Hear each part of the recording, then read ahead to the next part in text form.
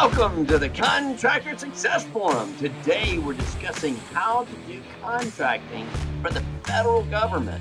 Because here at the Contractor Success Forum, we discuss financial strategies for running a more profitable, successful construction business. And to help us figure that out, we have in one corner Stephen Brown with McDaniel Whitley Bonding and Insurance Agency.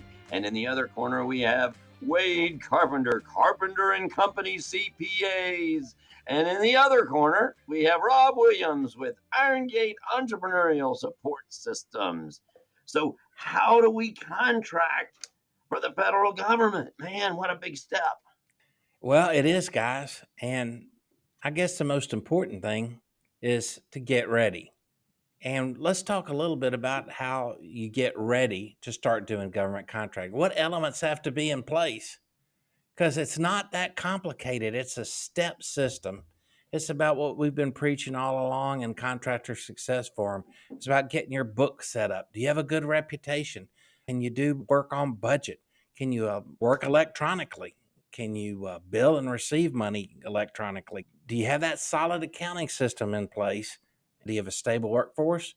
Good credit? Any working capital? What about your supplier relationship? If you've got all those elements in place, then you're ready to get going.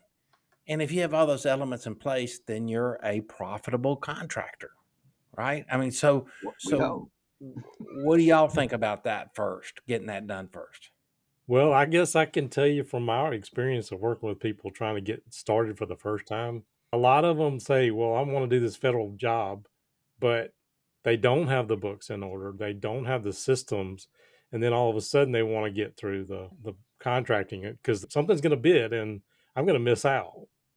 And then they have to go down to Sam's Club, right? So Stephen's right. going to tell us about just going down to Sam's Club and jumping in. But, you know, there are some steps you need to take beforehand. And if you are looking for a job that you want to jump in, it doesn't happen overnight. I will tell you that. It doesn't. Here's the statistics: 580 billion with the B dollars worth of government spending on contracting. And they've set aside 23% for small businesses. Now, if you start doing business with the federal government, odds are you're a smaller business. And that's generally defined by your classification. If you're a contractor, as a general rule, you could figure $7.5 million of sales. But a small business is actually larger depending on your trade and the type of work you do. So I guess that's one thing to think of it. You're a small business. So how do you get set up and how do you do business? And since 23% of all that construction spending is $140 billion worth of work that goes to small contractors. So how do you get in on that? Well, just like we said, first of all, you have all those elements in place that you can do the work, because nobody's going to hold your hand, but you're going to find that people that like government contracting love it. They love it because they know that their money's there on a regular basis. They know how to communicate. They know how it works. And that's it. You've got to learn how it works. So you got all these elements in place. First thing, guys, are getting set up in the system. So number one, you got to get a DUNS number. Oh, by the way, we're going to have a links page that have all of these acronyms and website addresses so you can access this information and get it. And they would get there by, you can You find click it on the on link. contractorsuccessforum.com. But probably at this point, it's on LinkedIn and our LinkedIn page. But you can get there easily if you don't know how to get there by going to contractorsuccessforum.com. And then we have the links. If you're used to LinkedIn, you can go straight there and ask us questions and get that information. Right. SBA.gov has a lot of information as well. But nevertheless, we'll provide that as well. So you get your DUNS number. That's Dun & Bradstreet. They're a credit rating bureau. You don't have to have any credit at all to get a DUNS number, but you probably already have one. This next thing is you got to get an NAICS number. I might stop for a second and tell you that in government contracting, there's acronyms for everything. It's like the military. So it'll blow your mind. DUNS, Dun & Bradstreet. NAICS stands for North American Classification System. And guys, that lets the government know your primary classification of what you do.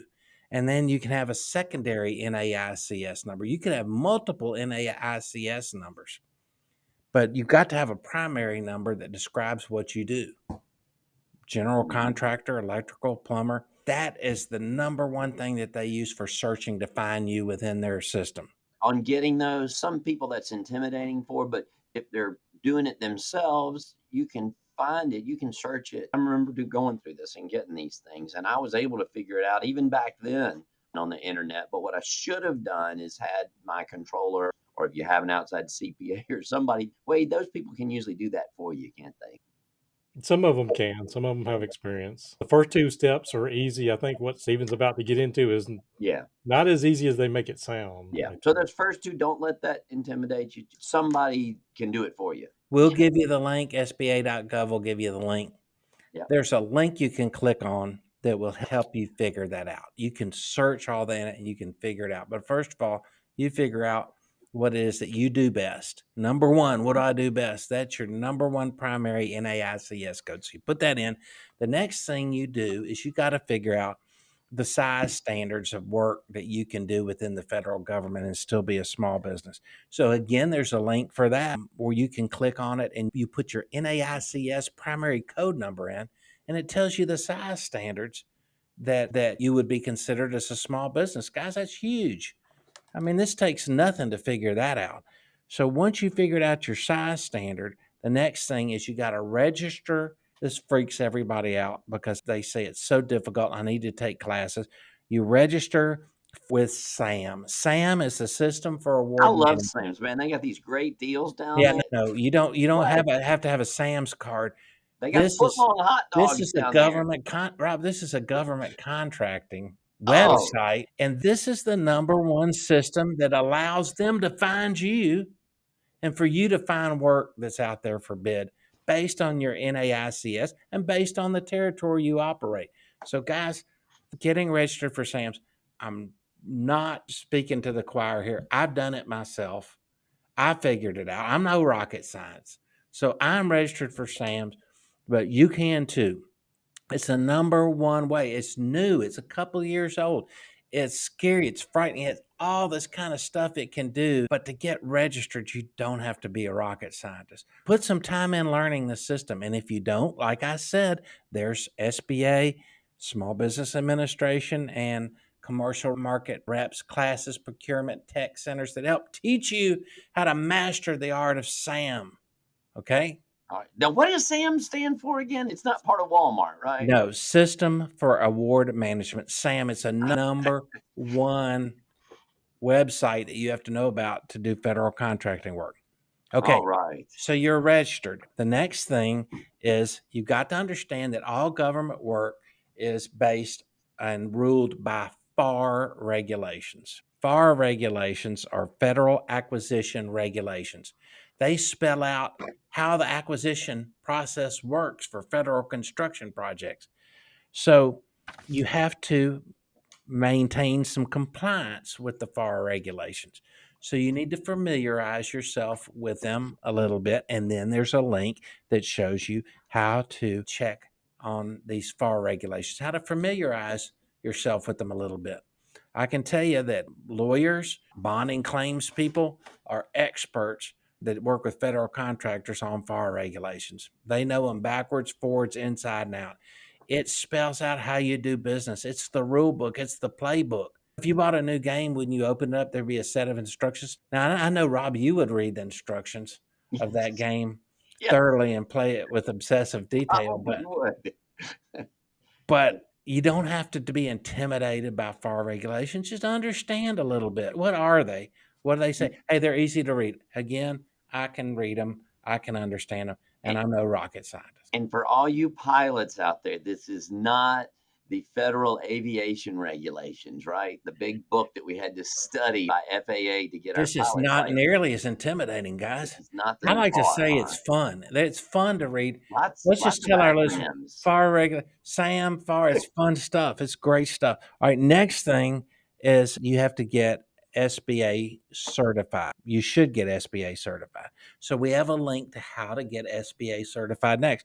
Why SBA certified?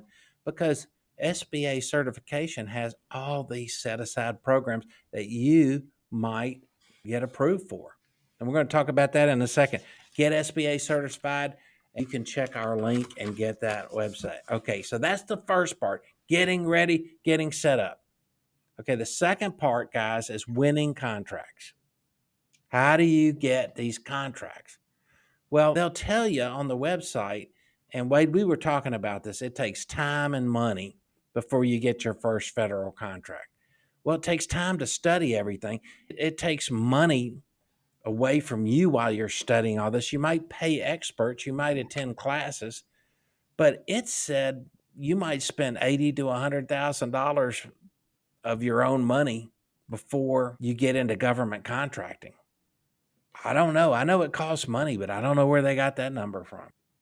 I don't know, Wade. I don't know where I honestly don't either, but depending Okay, well, on what look, you're doing. Parts of my clients that I've seen, they actually got in like by acquiring a business or partnering or took something, so they didn't have to do it originally. there's a lot of big businesses, that don't do federal contracting that are Yeah. just starting to get into it. I got So- into it a little bit because I was a subcontractor for my friends that had federal jobs, but then they would have something that would be in wood construction or something that they didn't know how to do. So they'd bring me in to help them do some of those things and bid on a lot of jobs. All my federal contractors, guys, they'll say stuff like, you get a contract to hang 1,000 doors and you get $50 a door is what you're allowed to get on that. And you've got to figure out how to hang those doors for less than your cost and Mhm. add profit into it. Yeah. And that's the key. Winning and understanding those, because I did go through these processes years ago, especially when I had the trust plant. They had some things in there, and we had some crazy jobs that we bid. Which one of them the plane that just got blown up in Ukraine, we actually got a bid to charter that big airplane. It was the largest one in the world. We were going to put houses components inside that and fly it over to Iraq. And we bid that. We got in the top 3, but we kept getting in the top 3 or 4 out of 1,000 people, but we never won any of those dadgum jobs that I kept getting the top 3 or 4. So there's part of that winning thing. I'm kind of Maybe there was some politics involved. Yeah, well, I was about to say it's the relationships. And one of them, this particular company I was dealing with, the older guy was going up there. And then finally, I think in his older age, he got a little bit more aggressive with them, and they basically told the other partner, "Don't send him up here anymore. You need to come up here because he got, they're not getting the jobs." And when the other partner started going up there, boy, they started winning all the jobs. He was real friendly and real nice, and so I don't know exactly, because a lot of these jobs were not spec. You had to come up with a solution, and so Well, that's there's a great- lot of smoothing going on. That's exactly what I'm talking about, winning contract. Just like anything, you got to develop your relationships. For example, core engineer contracting, the contracting officers are readily accessible. You can make appointments with them. You can visit with them. You can let them know, hey, this is what our expertise are. Do you have any projects coming out? Oh, really? Well, we did this job. They need to know you and you need to know them. Whatever it is, contracting, whether it's on a military base or whether it's for the Corps of Engineers or for it's any other government project, including Center for Disease Control, anything.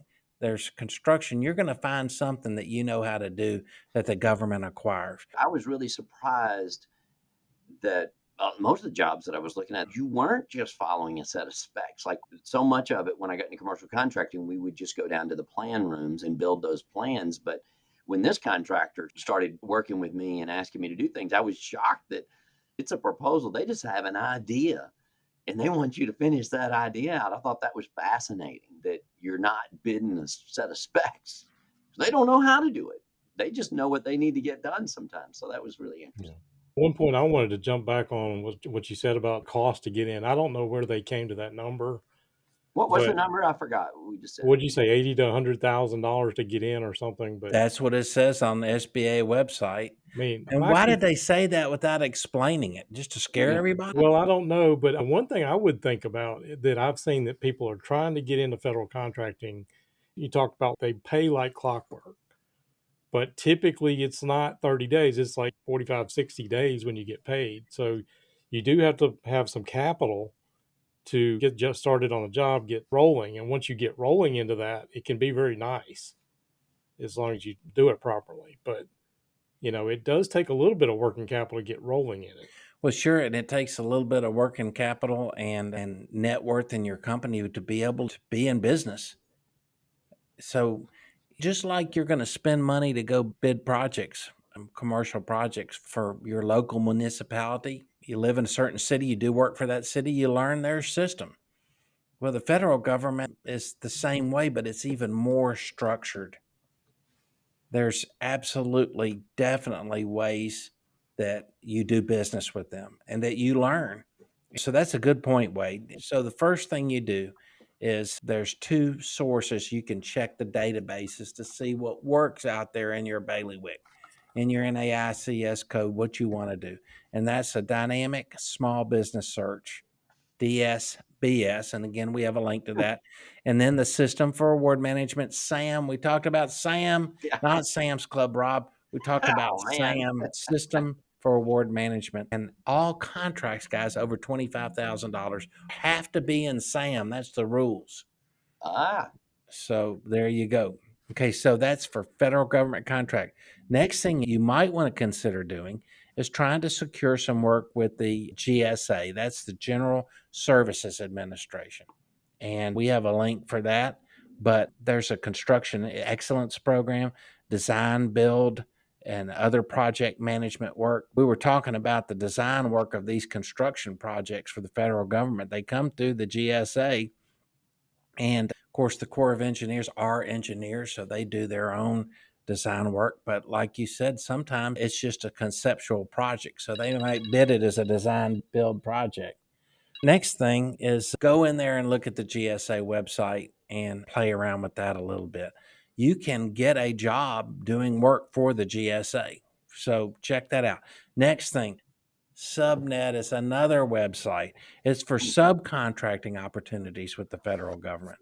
Subnet allows you to get together with large contractors who are looking for subs with your specialty. You do have to be all signed up with SAMS and do all these things ahead of time to get on Subnet. So don't forget those steps. DUNS number, NAICS number, register for SAMS. All right, next thing is you got to find the government contacts. We were just talking about that. Who are the government contracts that are putting this work out for bid? Find them, introduce yourselves. You can find them through the Federal Procurement Data System. And there's also a website called usaspending.gov, which tracks each federal contract that's awarded. you said find the government contacts, not contracts, right? Contacts, yes. Contacts. Yes. Who are the individuals that you need to meet and get to know?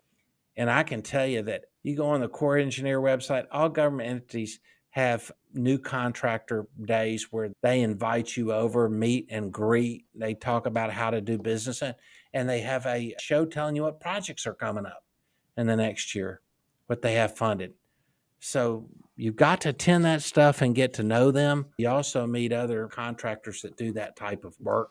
Who knows? That's probably where you're going to find a good joint venture partner or a mentor protege partner, which is another podcast coming up. So that's how to win contracts. And then to finish everything out, the third thing is understanding the different types of contracts. There are set aside contracts for small businesses. We talked about that. They're set aside for government contracting programs, and there's joint ventures. So most of these type of contracts are competitive bid contracts, guys. Some of them are sole source contracts. So if you're the only contractor that can do that type of work, they might sole source it to you. Better, Mark, the narrower you've got it. That's right. The better your chances are of getting work. They set up things called multiple area task order contracts and IDIQs, and it's specifically for small set aside contractors. They want to do a percent of their contracting work, say a certain Navy base or air base. Certain amount has to go to small business. And one way they do that is they do a technical RFQ, request for qualifications, to learn about your qualifications. And they study you and they check on your bonding capacity and the work that you've done in the past. And if they like you, then you might be awarded one of 5 contractors to get divvied up all this MATOC or IDIQ work.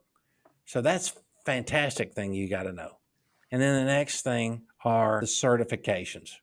So there's two types of certifications. The Small Business Administration certifies you as an 8A contractor.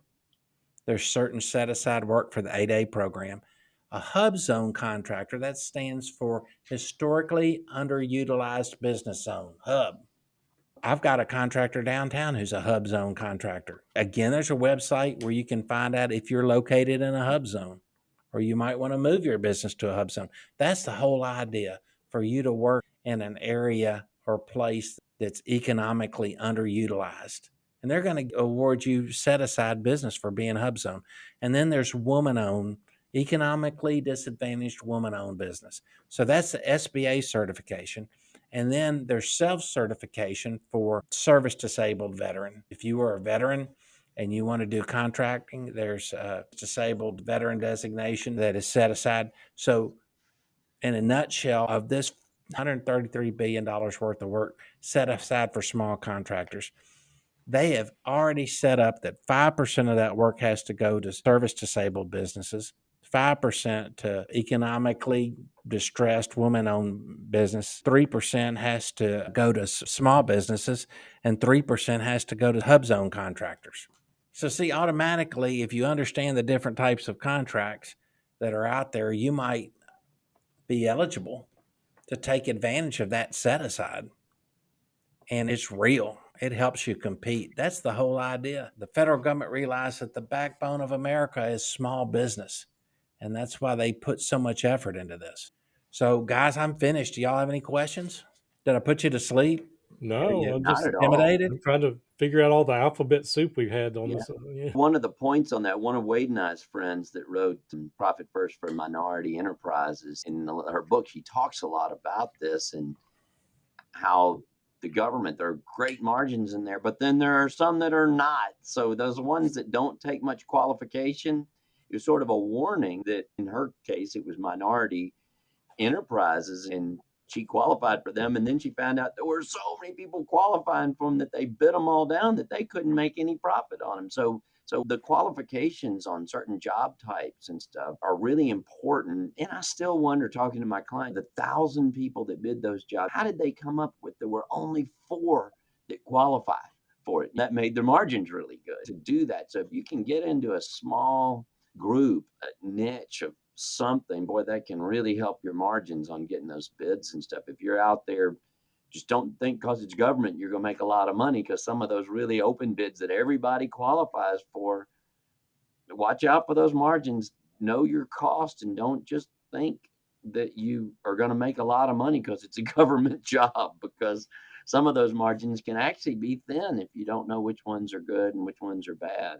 Yeah, and after you bid the job, you find out what the government estimate is at the day of the bid. That doesn't necessarily mean anything to you, but it's just a ballpark of what the government thinks the job's going to go for. Yeah. And if the government estimate is $5 million and the job goes for $15 million, they may not award it. But at the same time, guys, the understanding that there's lots of work that you might be the only bidder and you can get in and get a real good margin on it. So I think the whole key is tuning into what is your main classification code of the type of business you want the government to know that you do best. That's my take on it. Yeah. And then look for those opportunities. And then why not throw out a bid? Why not? Well, just to piggyback off of what Rob said, I mean, I've seen a lot of government contracts where exactly what he said. Some of them, they are very thin margins, and it's unfortunate that we talk about it all the time on this podcast. Is like they get mesmerized by this big number, big top line number, and think magically they're going to make it on the bottom line. So know your overhead, know what it's going to cost, and I preach that all the time. So right, have all those elements in place before you start doing federal contracting, or any contracting, we would say, right, Wade?